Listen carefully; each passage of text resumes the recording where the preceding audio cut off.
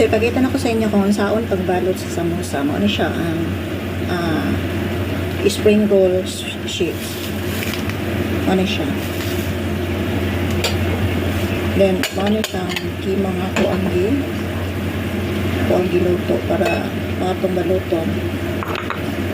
And then, mag-prepare tao ng flour para mo na itong paste. So, maano niya ang flour nga kung kimang paste. So, kanina ako ano siyang ikat. Nanikat ako. So, yung anin na siya. So, mag-start na ka. Magutang ka nanikadaghan. Kasi muna ito na siyang puma o triangle. See?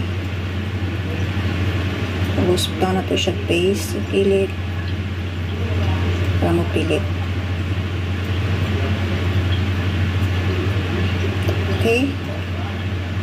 So, ang nani na siya. Now, samosa.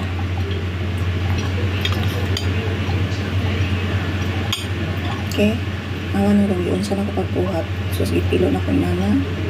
Tapos, pilo na ko napudana. Iporma na ko siya triangle.